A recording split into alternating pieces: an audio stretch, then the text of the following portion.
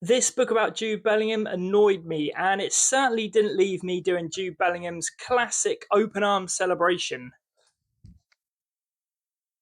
Was that good? I'll just get back to talking then. Graeme Croser's book Hey Jude, The Rise and Rise of Jude Bellingham flatters to deceive, but does discuss Bellingham's roots, his footballing policeman father. I'm also about to tell you about a savage on-pitch roast of a Borussia Dortmund teammate. And yes, this was without crowds during COVID, so yes, the microphones picked everything up. In this video, I'll tell you about the main themes in the book and give you my honest thoughts on it. Now, although there were times in this book when it was a really nuanced look at Bellingham and his family, I felt like this book just kind of went over a bit too much old ground. There was entire chapters devoted to Real Madrid's Champions League campaign in 2023-2024 and the England Euro 2024 campaign, which, to be honest, was boring, stodgy, turgid. I do not want to relive it, and I do not want to read about it either. And I felt like, especially during the latter half of this book, it just really descends into what I term as like a Wikipedia book.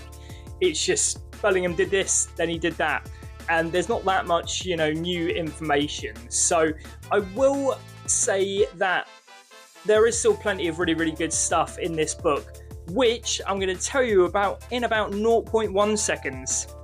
So one element which did provide quite a bit of value was the analysis of how Bellingham is really kind of, at the moment, being portrayed as quite a feisty figure, including, of course, the time when he roasted a Borussia Dortmund teammate on the pitch, which I'll tell you about in just a minute.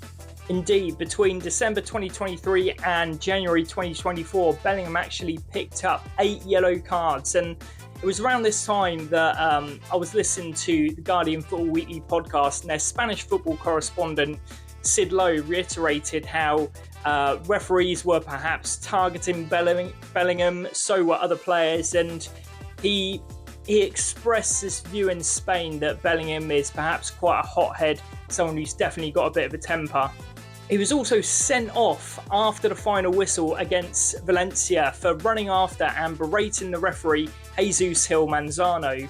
Now, this was just a really crazy scenario. So at the time, Real Madrid and Valencia were drawing pretty much, come the last kick of the game. Brahim Diaz, good at penalties by the way, put a cross in for Bellingham to head in. Now, as the ball was in the air from Diaz's cross, the referee blew the whistle.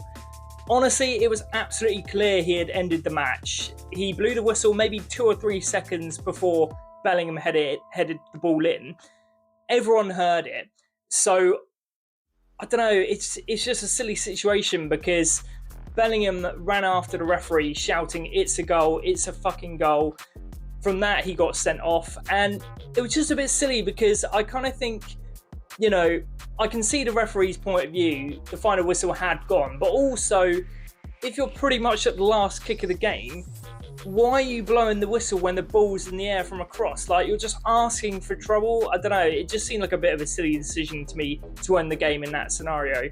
However, this was enough for the Real Madrid boss, Carlo Ancelotti, to actually talk to Bellingham and tell him to try and calm down his temper. Later in the book, Croser talks about when Jude Bellingham was playing for Borussia Dortmund, Bayern actually scored a bit of a dodgy penalty, and after the match, Bellingham said, "Well, what do you expect when you pick a referee who's been guilty of match fixing?"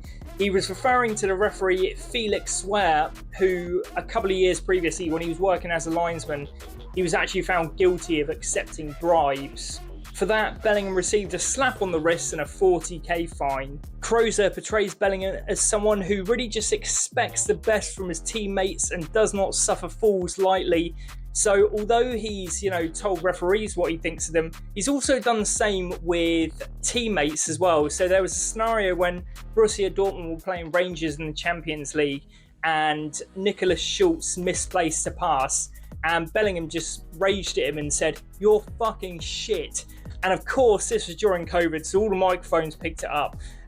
So yeah, quite a comical moment, and you've got to feel for Schultz. I would sympathise with him.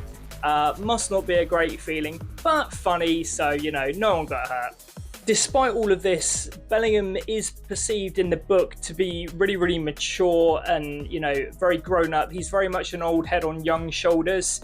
So much so that when he was at Borussia Dortmund, he was actually placed as third captain. And this was at a time when Bellingham was still a teenager. So, pretty incredible for that. And also, David Ancelotti, who was the assistant manager at Real Madrid, said that when you talk to Jude, even though, by the time this book was written, he would have been 21, 22, he said it's like speaking to a 30-year-old. So it just shows, the integrity and the, just almost the class and the work ethic of Bellingham to get this respect from his peers. So the book does peter out a little bit in the second half, but Croser does give some really enthralling insight into Jude's father, Mark, who worked as a policeman at the same time as playing in non-league football, where he scored 700 career goals. So Croser talks about Mark as someone who's been really clinical in terms of protecting his family. He's been really instrumental in all of the transfers in Jude's career, and he also now looks after Jude's brother Job, who's currently playing also for Borussia Dortmund. Now, once Jude joined Birmingham City at the age of 7, it was already pretty clear he was something really special. So much so that by the time he was 12, he was already playing against under-21 sides. A year later, when he was 13, Kevin Betsy made him the captain of the England under-15s, and even back then, Kevin said he could tell that Jude was going to reach the senior squad. Of course, Jude's rise with England and Birmingham was just so quick, and another person, this time from the Birmingham Academy, one of his coaches, Mike Dodds, talks about even back then when he was just a child, how grown up and how much integrity Jude had, and almost to the point where Mike Dodds also says that Jude actually kept in touch with him throughout his career as a professional, texting him most days and everything. So I think that's a really lovely story as well. So by the time Bellingham was 16 and still at Birmingham, just entering the first team, he was actually already hot property across Europe. At the time, the Birmingham manager, Gary Monk, was still a little bit reluctant to throw Jude into the first team, but rumour has it that the chairman, Schwendon Run, actually fell out with Monk because Monk didn't want to start Bellingham, and Run actually just wanted to build Bellingham's value as quickly as possible. However, shortly after, Bellingham once again showed his maturity and told Monk's replacement, Pep Clotet, that he was 100% Birmingham. And it's that theme of integrity that just comes up again and again with Bellingham. When he left Birmingham, Jude said he was devastated to leave the club and said he would die for the club. His £25 million transfer fee when he left for Borussia Dortmund really kept Birmingham afloat. And it's telling that after Bellingham left, Birmingham suffered a series of relegation scraps in the Championship before finally dropping down to League One in 2023-2024. Now, I won't bore you with the recitals of World Cup 2022 and Euro 2024, quite frankly, two of England's most boring tournaments, but I will caveat that and say that was not the fault of Sir Gareth Southgate, who, if you're watching this, is probably the best England manager in your lifetime, unless you're about 55, 60, older than that. So the thing is, you've got to remember, when we're playing Slovenia, Denmark, they're not just going to attack full throttle. They're going to sit back and defend. There's two teams trying to win here. Rant over. Now, there was a time that Adi Bothroyd, who at the time was the England under-21 manager, said that Bellingham really needed to be fast-tracked to the senior squad. And that was a time when he was coming through with the likes of Cole Palmer, Tino Livramento and Morgan Rogers. So pretty good company, I'd say. And of course, Bellingham has gone on to really thrive when playing with the England men's senior team. And at Euro 2020, at the age of 18, he was the youngest man in history to play in a knockout tournament match.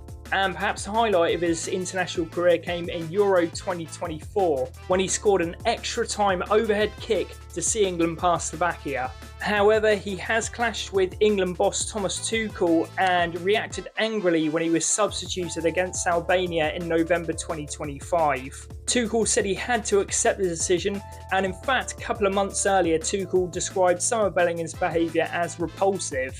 And this is just something which kind of frustrates me about how Bellingham is perceived in the media. So, when anyone else is having a go at referees, teammates, like if Roy Keane does it, he's lauded, he's celebrated. But as soon as Bellingham does it, we seem to just get on his back and criticise him. And I remember not long ago, Ian Wright obviously said that, sometimes people just can't take a young black man being strong. And I think that's definitely a part of it. I think there's an element of racism and microaggressions in how Bellingham is perceived as well. Now, to give my final opinion, you'll probably know I wasn't a huge fan of this book, but Croser does lay out the build-up to Bellingham's transfer to Real Madrid really, really well. And he also talks about the context of how Real Madrid are moving away from the kind of the Galacticos model to buying younger players like the likes of Vinicius Jr., Endrick, and of course Bellingham. He also talks about how much pressure was on Bellingham joining Real Madrid just after one of their absolute legends, Karim Benzema, had just left the club. And in terms of going over old ground with, for instance, England and all of that kind of thing, I felt like Croser could have perhaps spoken to maybe, nutritionists, anyone who's been involved with, England sports science or anything like that. Perhaps anyone Bellingham grew up with in Stourbridge. I just felt there's a little bit of a lack of substance. There is good stuff in this book, but just not enough for me. So, Graeme Croser, I'm so sorry to say I wasn't a massive fan of the book. I'd probably give it a 2 out of 5. But let's hope that Bellingham is fit this summer for the World Cup with England. Yeah, there you go. There you have it. That is my thoughts on the book. Thank you so much for watching and see you soon.